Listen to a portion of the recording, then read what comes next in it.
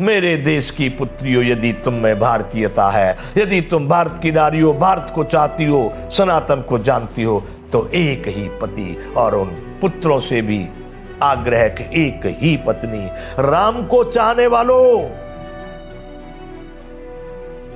राम नाम लेने का तुमको मैं अधिकारी नहीं मानूंगा यदि तुमने राम के किसी आचरण को न माना। ये राम ने सिद्धांत बनाया था, एक पत्नी व्रत।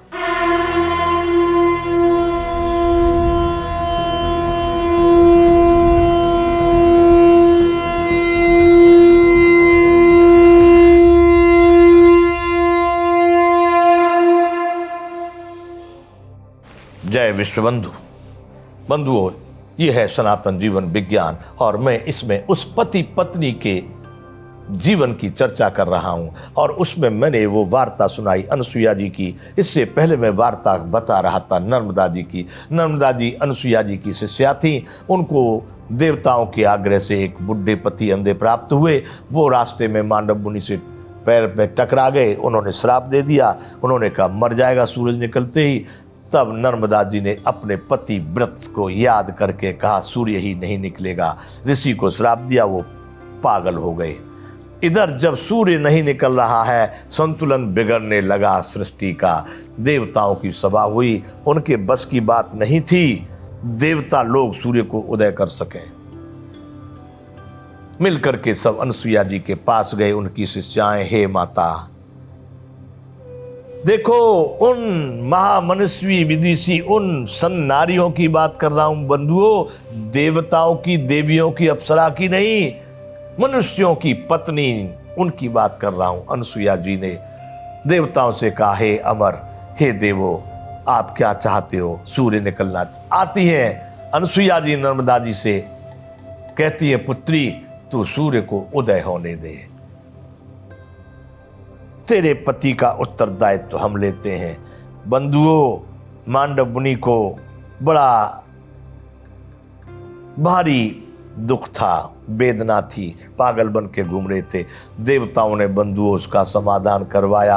अनुसुईया जी के कहने से सूर्य उदय होते हैं, लेकिन उनके पति की फिर मृत्यु नहीं, अमर हो जाते हैं और युवान हो जाते हैं, वो शक्ति को प्राप्त करते हैं।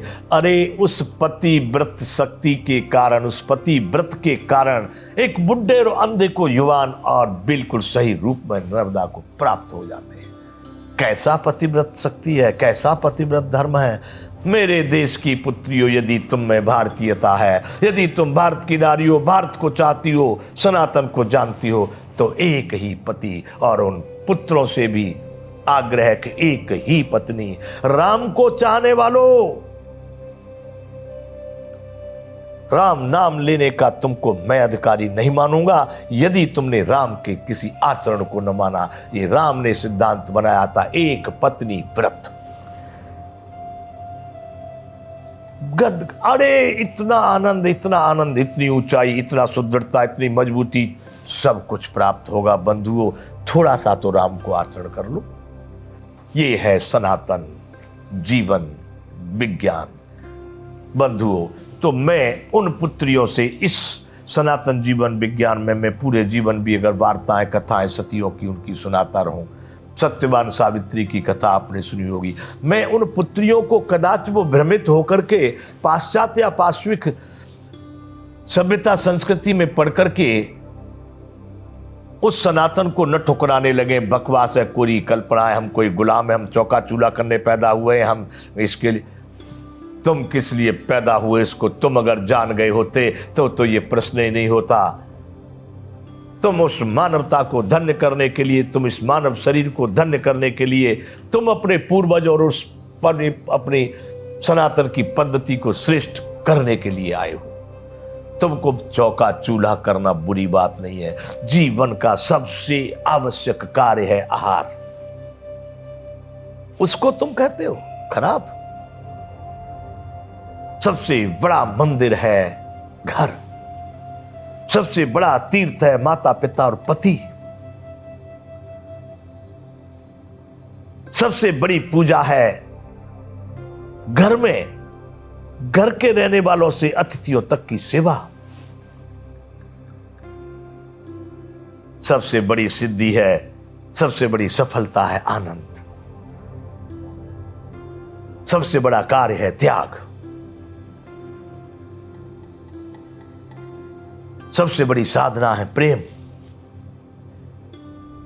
तो बंधुओं, इन शब्दों के अनुसार मैं कहना चाह रहा हूं, उन भारत के पुत्र पुत्रियों से उस दाम्पत्य को इतना बना दो, ऐसा बना दो। मैं बंधुओं राम नाम से मैं भी रोटी खाता हूं, अर्थात मेरे भी जीवन में मेरे भी गुरु ने मुझे राम मंत्र ही दिया है। राम मंत्र के, राम के आचरण को ही करने का, राम का ही स्मरण करने का, राम को ही सदैव अपने हृदय में धारण करने का मैं राम नाम से रोटी खाता हूं। बंधुओं, इसलिए राम की कथा, परंतु मैं इसको प्रमाणित नहीं करता कि गोस्वामी जी लिख गए थे वो सत्य था, वाल्मीकि जी लिखे वो सत्य था। राम दशरथ पुत्र राम थे, उससे भी पहले राम थे, उसके पश्चात भी राम थे, उस समय भी राम थे। मैं उस राम को अंतर्यामी, शाश्वत, सार्वभौमिक, सनातन, सर्वज्ञ, श्रेष्ठ परमात्मा मैं मानता हूं, और मैं उन्हीं के नाम से, उसी के स्मरण से जीवन को जीता हूं। तो मेरे भारत के भारतीयों, श्रेष्ठ पतिव्रत धर्म में सीता और श्रेष्ठ पत्नी व्रत धर्म में राम, ऐसा उदाहरण यदि आपको कहीं विश्व में दूसरा मिलता हो तो कदाच मिल जाए, परंतु इससे उत्तम नहीं होगा। राम का भी आचरण था बंधुओं, अश्वमेध यज्ञ श्री राम जी करने जा रहे, सीता जी नहीं है वहां पर उपलब्ध, तो ऋषि मुनि महात्माओं या ब्राह्मणों विद्वानों ने कहा कि भाई पत्नी की आवश्यकता है, पत्नी को बुलाइए, पत्नी को लाइए। राम जी ने कहा यज्ञ बंद कर दो, राम का निर्णय है। इसलिए गोस्वामी जी ने रामायण में एक चौपाई लिख दी, रघुकुल रीते सदा चले आई, प्राण जाए वरु वचन न जाई। प्राण दे सकते हैं, वचन को नहीं जाने देंगे। हमने निर्णय किया है एक पत्नी व्रत, दूसरी पत्नी हम जीवन में नहीं ला सकते, यज्ञ को जाने दो। यद्यपि यज्ञ हुआ, ऋषि मुनियों ने, वेदों ने, विद्वानों ने रास्ता निकाला, भाई स्वर्ण की मूर्ति बनवाई क्षत्रियों के लिए, जैसे भी हुआ, लेकिन उन्होंने दूसरा विवाह स्वीकार नहीं किया। बंधुओं, मैं कहता हूं आज एक पत्नी व्रत यहां पर संसार में हो जाए तो आज ही 50% समस्याएं, झंझट और झगड़े तो आज ही समाप्त हो जाएंगे। सबसे बड़ा इस संसार में एक जो चक्रव्यूह है, जो सबसे बड़ा मानव के जीवन में एक क्रंदन, एक अशांति, एक कहा जाए तनाव, दबाव, चिंता को पैदा करने वाला, वो स्त्री पुरुष की जो आपस की जो सोच है, विलासता वासना की जो सोच है, इनका पेट नहीं भर रहा है, ये सबसे बड़ा कारण है। यदि राम जी के उस आचरण को विश्व मान ले बंधुओं, 50% समस्याओं का तो आज ही समाधान। तो बंधुओं, मैं सनातन जीवन विज्ञान में अपने भारत के उन पुत्र पुत्रियों को, उन युवक युवतियों को, उन नर नारियों को फिर कहता हूं कि यदि भारत का अपने को कहते हो, भारतीय अपने को कहते हो, अपने को राम और उन पूर्वजों का वंशज कहते हो, तो बंधुओं किसी भी जाति में हो, किसी भी वर्ण में हो, किसी भी धर्म में हो, किसी में भी हो, लेकिन मानव हो सबके लिए।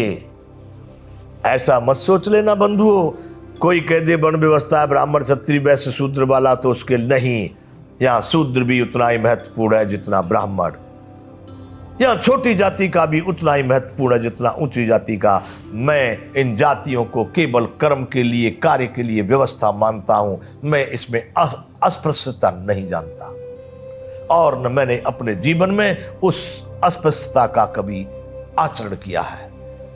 इसका प्रमाण चाहिए तो मेरी जन्मभूमि से लेकर यहां तक आप देख सकते हैं।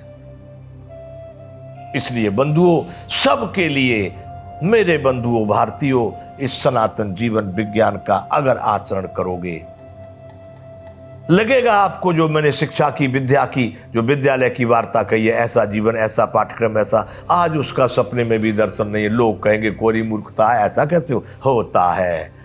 और आगे यही होगा। मैं कहता जा रहा हूं हर बार, तृतीय विश्व युद्ध की तैयारी है। बंधुओं, आ जाओ सनातन में, सत्य सनातन धर्म की करनी है कुछ बात, मिलकर सारे भारतीय आओ मेरे साथ। जय विश्व बंधु।